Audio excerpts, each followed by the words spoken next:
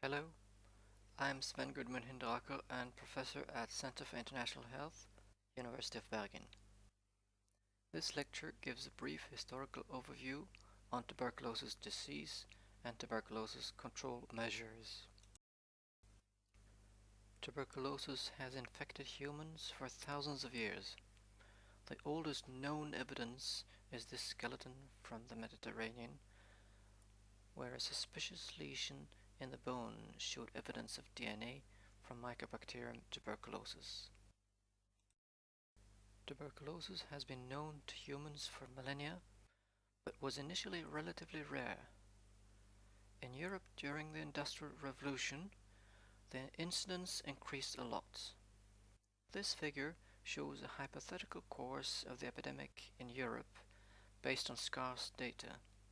For example, Trondheim City in 1910, it was the number one killer, causing 1/4 of all the deaths in the city. When drugs against this disease were discovered in the 1940s, the peak of the epidemic in Europe had already long passed.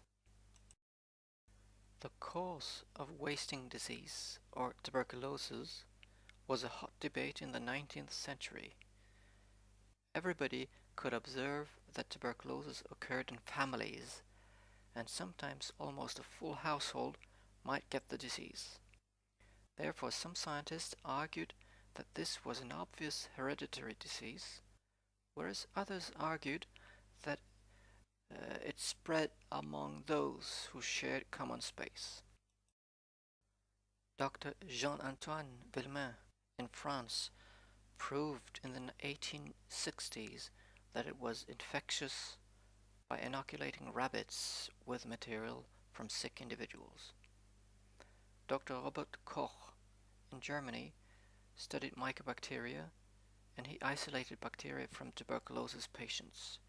In 1882, he published a paper that showed that Mycobacterium tuberculosis caused the disease.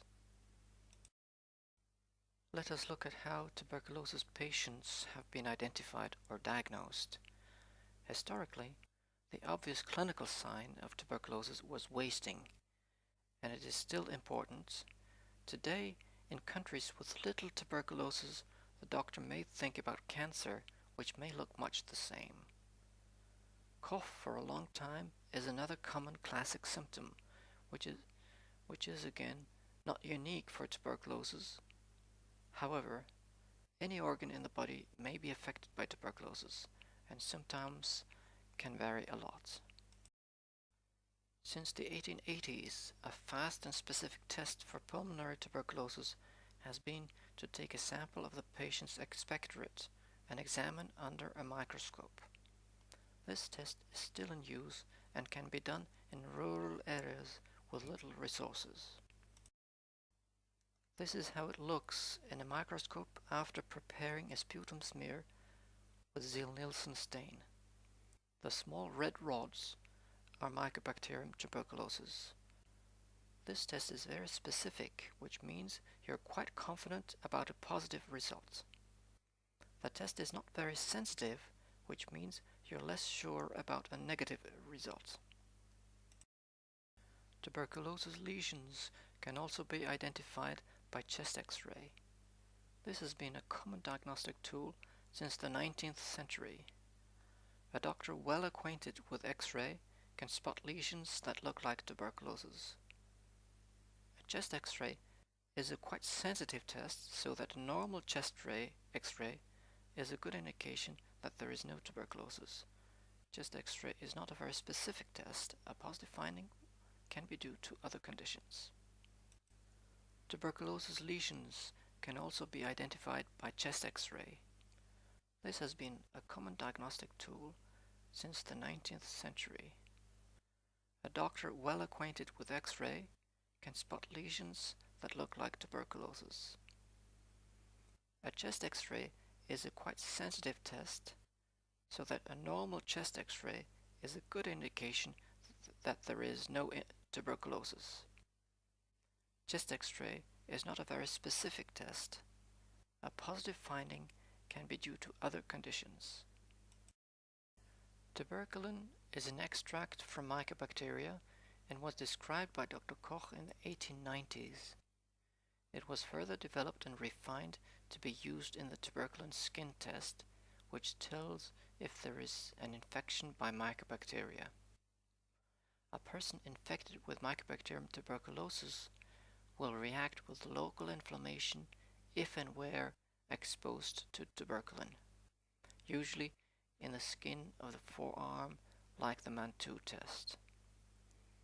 The result of the tuberculin skin test is given in millimeters of the skin swelling or in duration. A patient who was never exposed to tuberculosis will usually not develop any reaction when exposed to this extract. However, it is often positive in persons vaccinated by BCG and in persons infected with non-tuberculous mycobacteria, which are usually non-pathogenic. How has tuberculosis patients been managed? How have tuberculosis patients been managed during the last 150 years? Traditional treatment of this wasting disease in the 19th century was bed rest in sanatoria. Some added sunbath in addition to good food and rest. 100 years ago, surgery was a common treatment of tuberculosis. You could remove a destroyed lung or parts thereof. Other principles were to give the lungs rest. This was the idea behind a unilateral phrenic nerve crush that would leave the diaphragm paralyzed on that side and the lung less mobile. Surgery had basically no impact on the epidemiological situation, but some effects on individual patients. A vaccine against tuberculosis was developed, the BCG vaccine. This used tuberculosis strains from cattle, bovine tuberculosis. It was developed around 100 years ago and introduced in Europe before the last World War. In Norway, it became compulsory from 1948, and BCG became part of the Global Expanded Program of Immunization, EPI, from 1974. Infecting children with this non-pathogenic bacterium gave good protection against tuberculosis in infants and tuberculosis meningitis and miliary tuberculosis. A vaccine against tuberculosis was developed, the BCG vaccine. This used tuberculosis strains from cattle, bovine tuberculosis. It was developed around 100 years ago and introduced in Europe before the last World War. In Norway, it became compulsory from 1948, and BCG became part of the Global Expanded Program of Immunization, EPI, from 1974. Infecting children with this non-pathogenic bacterium gave good protection against tuberculosis in infants and tuberculosis meningitis and miliary tuberculosis. A vaccine against tuberculosis was developed, the BCG vaccine. It consisted of live tuberculosis strains from cattle, bovine tuberculosis. It was developed around 100 years ago and introduced in Europe before the last World War. In Norway, it became compulsory from 1948. The BCG became part of the Global Expanded Program of Immunization, EPI, from 1974. Infecting children with this non-pathogenic bacterium gave good protection against tuberculosis in infants and tuberculosis meningitis and miliary tuberculosis. During the last World War, Professor Waxman and Dr. Schatz in the United States of America found a compound produced by Streptomyces bacteria from the soil and called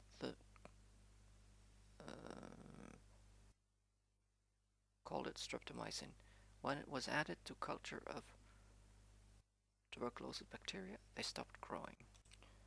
During the last World War, Professor Waxman and Dr. Schatz in the USA found a compound produced by Streptomyces bacteria in the soil, and they called this streptomycin. In the laboratory, when it was added to culture of Mycobacterium tuberculosis, they stopped growing. During the last World War, Professor Waxman and Dr. Schatz in the USA found a compound produced by Streptomyces bacteria in the soil. They called it streptomycin. In the laboratory, when it was added to a culture of Mycobacterium tuberculosis, they stopped growing. This compound was tested in animals with tuberculosis and worked well. It was also tested on patients and had a good clinical initial effect. Streptomycin was tested in animals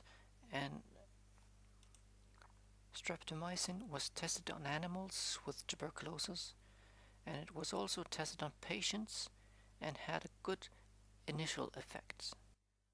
A randomized trial comparing streptomycin and bed rest was completed in 1948 and showed a striking initial improvement in the patients receiving streptomycin, but most of the patients developed drug resistance.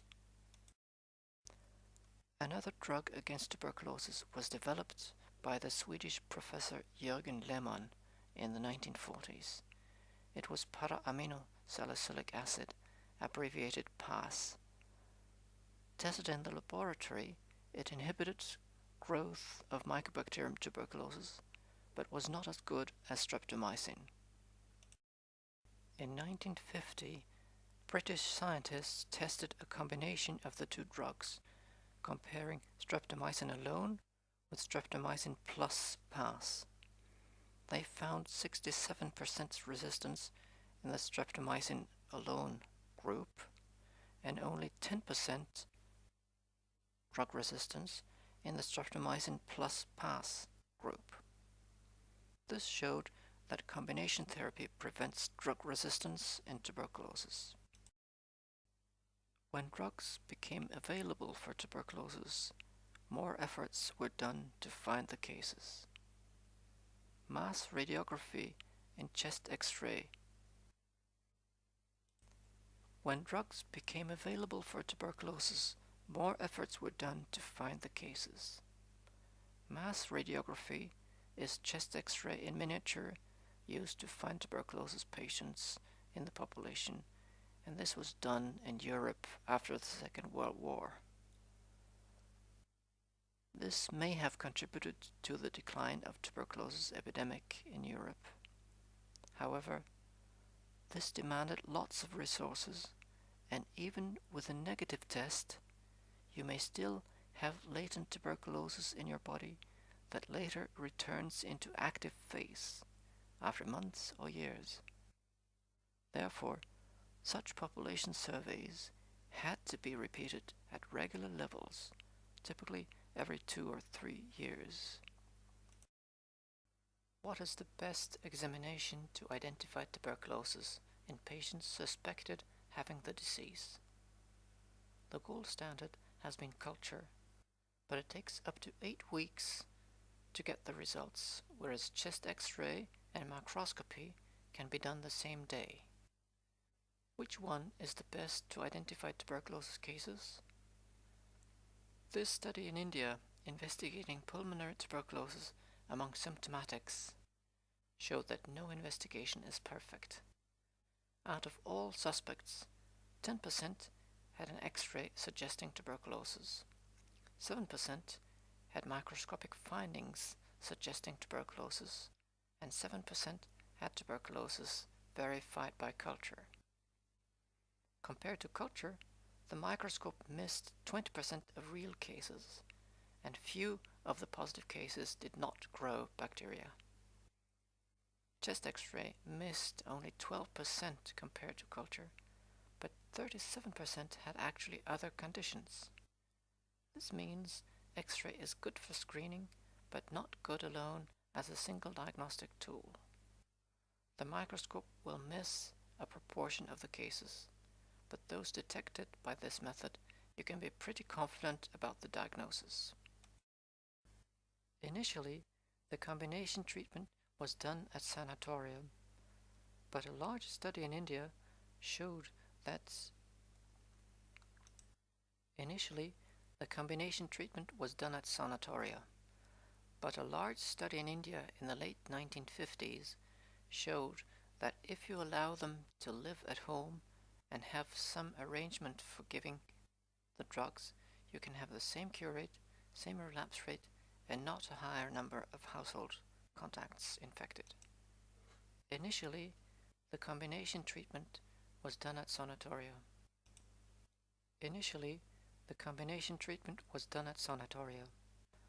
But a large study in India in the late 1950s showed that if you allow the patients to live at home and have some arrangement for giving the drugs, you can have the same cure rate, same relapse rate, and not a higher number of household contacts infected. The treatment with streptomycin and PAS gave good results, but a substantial proportion of cured patients had recurrence of tuberculosis later. In the 1960s, a new drug was developed, rifampicin. It had excellent effect on killing bacteria, and there was much less recurrence later, so that treatment could be shortened from a year or more to half a year. If the patients did not swallow all the correct drugs during the long treatment, this could lead to drug resistance. Even hospitalized patients sometimes took drugs irregularly. How could drug taking be ensured in order to avoid If the patients did not swallow all the correct drugs during the long treatment, this could lead to drug resistance. Even hospitalized patients sometimes took drugs irregularly. How could drug taking be ensured in order to avoid development of drug resistance? The easy and cumbersome direct observation of patients swallowing all their drugs, done by health workers, was tried with success in India already in the 1950s. This method was later, in the 1990s, included as one of the important points in the comprehensive strategy called Direct Observation of Therapy, short course, the DOTS strategy. In the 1960s and 70s, with an effective treatment available, scientists discussed how tuberculosis could be controlled. In developed countries, it was already under control.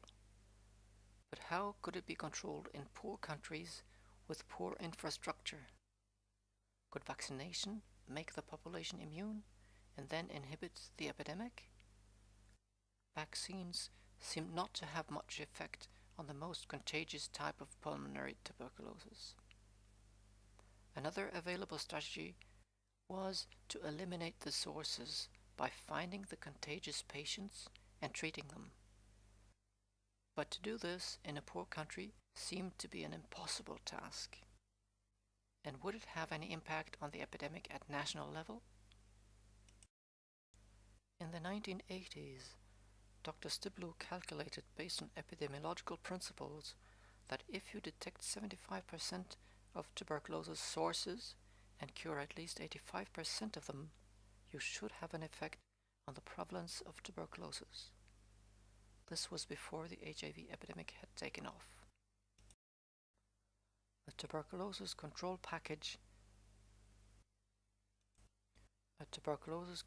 strategy was developed by Dr. Stiblu. There are 5 main points. 1. Political commitment. There must be a stated priority about tuberculosis in the national health strategies, and this should be evidenced by a separate budget. It must be countrywide and should involve most health facilities in the country. 2. Diagnosis. The strategy should identify the most contagious sources by microscopy or other method available. 3. The treatment must be a standardized combination therapy with direct observation of drug taking to avoid drug resistance. 4. There must be an uninterrupted supply of drugs and materials. 5. There must be routine recording of all suspects investigated and all cases detected, and a follow-up of each case and regular reporting to the program. This program was successfully piloted by Dr. Stiblo in the 1980s in selected poor countries like Tanzania and Malawi. A tuberculosis control strategy was developed by Dr. Stiblo. There are 5 main points. 1. Political commitment. There must be a stated priority about tuberculosis in the national health strategies, and this should be evidenced by a separate budget. It must be countrywide and should involve all health facilities in the country that support this strategy. 2. Diagnosis. The strategy should identify the most contagious sources by microscopy or other method available. 3. The treatment must be a standardized combination therapy with direct observation of drug taking to avoid drug resistance. 4. There must be an uninterrupted supply of drugs and materials. 5. There must be routine recording of all suspects investigated and all cases detected, and a follow-up of each case and regular reporting to the program. This program was successfully piloted by Dr. Stiblo in the 1980s in selected poor countries like Tanzania and Malawi. The global tuberculosis epidemic seemed actually to be coming slowly down in the 1970s, but then in the 1980s a new challenge appeared. The HIV epidemic changed the world, especially Africa. This figure shows the number of new HIV cases by a geographical region from 1980 to 2000. The HIV epidemic had a devastating effect on the tuberculosis situation, and it increased the tuberculosis burden a lot. In many countries in Africa, the number of tuberculosis cases increased 5-fold, like this example from Kenya. Since the year 2000, some new tools are available to detect tuberculosis. One test investigates patients' serum antibodies against tuberculosis and is called interferon gamma release assay, IGRA. A positive IGRA test indicates that the person has been infected with Mycobacterium tuberculosis, but does not say whether the person has got tuberculosis disease. Another test can detect traces of DNA of Mycobacterium tuberculosis in, for example, sputum sample by using nucleic acid amplification test. Even dead bacteria will be positive in this test. In the 1980s, tuberculosis affected mostly low and middle-income countries, but was regarded as a very small problem in many Western countries, mostly affecting old people who were infected as children and developed tuberculosis later in life. Tuberculosis was often ignored by doctors and politicians. One issue brought attention to tuberculosis in the West in the late 1980s. An epidemic of multi-drug resistant tuberculosis in New York. Large investments and greatly improved diagnosis and follow-up brought it under control. In 1993, WHO declared tuberculosis a global emergency and suggested a global strategy to fight it, the strategy that Dr. Stiblo had tested in several countries. In WHO, they called it the DOTS strategy. The DOTS strategy was updated after 2000 in the Global Stop TB strategy in slightly new versions. Then in 2016 it was replaced by the End TB strategy. All global TB control strategies are based on the 5 basic principles of DOTS.